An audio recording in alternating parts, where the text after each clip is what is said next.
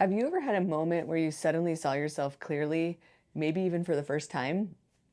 Like where a pattern you had been living inside of you for years just suddenly clicked? Where something shifted and you couldn't quite explain how, but you knew you were different inside. That's not magic. That's your brain doing something it has always been capable of, but rarely gets the chance to do. And today we're going to talk about psilocybin therapy, what it is, why people choose it, and what is actually happening in your brain when you experience it. Because this isn't just about having a profound experience. This is truly about lasting biological transformation. So let's get into it. When you came into this world, your brain was wide open. Babies are basically learning machines. They absorb language, emotions, faces, sounds, all of it. And they do it effortlessly because their brains are in a state of maximum plasticity. This means the brain is flexible, moldable, changeable, and ready to build new connections at lightning speed. And this is called neuroplasticity. And every human being is born with an enormous capacity for it. But as you grow, something natural and necessary and unfortunate happens. Your brain starts to close down some of those open pathways. It begins building habits, which are automatic and efficient patterns that let you move through life without having to think about every little single thing you do. And that's your brain being smart and efficient, and it's trying to protect you. But life happens. And sometimes the experiences we go through, especially very early in life, can carve pathways into our brains that weren't our choice. Trauma, grief, chronic stress, the brain responds to all of it. It builds highways towards anxiety, shame, towards self-protection, and those highways get faster and more automatic over time. So even when you want to change, even when you know a pattern isn't serving you, your brain keeps taking the same old road.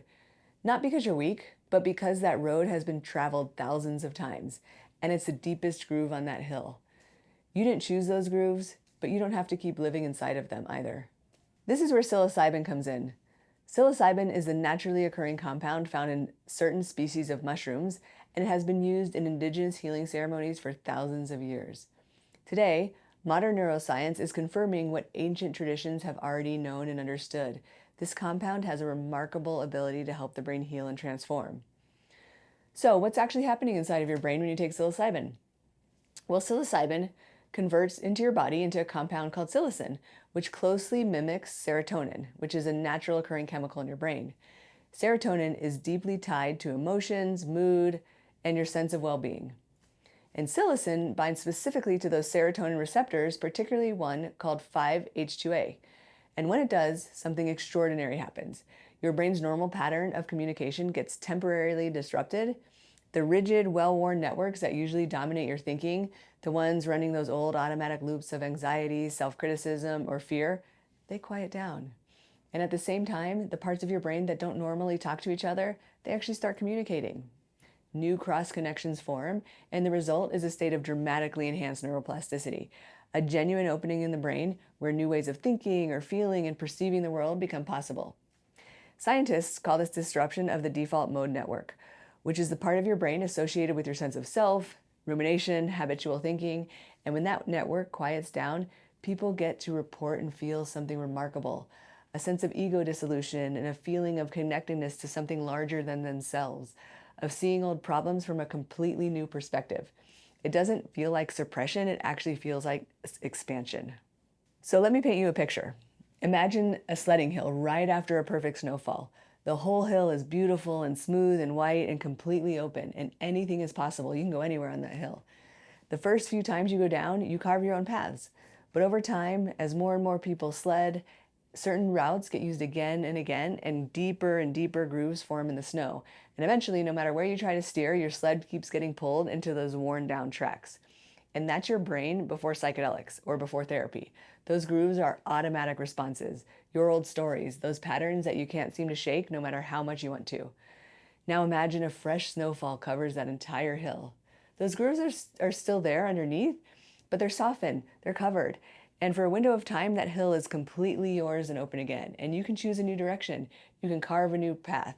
And this is exactly what psilocybin does. It creates a fresh, beautiful snowfall in your brain, a window of neuroplasticity where those old, rigid grooves lose their grip and new, healthier pathways have a real chance to form.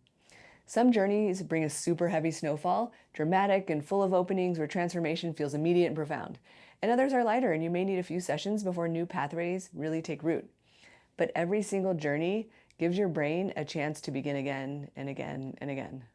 There are several psychedelics being studied right now for therapeutic use, including ketamine, MDMA, DMT, and many others. And they all open neuroplasticity in many different ways. What makes psilocybin particularly special comes down to a few things. First, the duration and depth of the neuroplasticity window. Research actually suggests that psilocybin creates one of the longest lasting windows of enhanced brain flexibility, with measurable changes in neural connectivity that can persist for weeks after a single session. Next, psilocybin tends to produce deeply meaningful and emotionally resonant experiences. Many people report encountering core memories or unresolved emotions or profound insights about their lives with clarity and compassion that they have never felt before. The experience often feels mystical, as described by researchers, a sense of unity or love or this deep understanding that people frequently describe as among the most significant experiences of their lives. And third, psilocybin has a remarkable effect on emotional processing. It reduces activity in the amygdala, which is the part of the brain that has fear and threat and detection. And this allows people to revisit painful memories and experiences without being overwhelmed by them. You can look at difficult things more clearly and with more self-compassion than you might have ever thought possible. And finally, unlike some other substances, psilocybin is not addictive and has an excellent safety profile when used in a controlled therapeutic setting. The research is actually super compelling. Studies from Johns Hopkins and NYU and the Imperial College in London have actually shown significant and long-lasting reductions in depression, anxiety, and PTSD and addiction following just a single or two psilocybin therapy session, and that's amazing. Here's one of the most important things I want you to take away from this. Psilocybin opens a door, but you are the one that walks through it. The window of enhanced neuroplasticity, that fresh new snowfall, it doesn't last forever. What you do with that window is everything. The therapy, the journaling, the conversations, the intentional reflection, that is what carves the new pathways while the brain is open and ready to receive them. Without integration, the snow settles.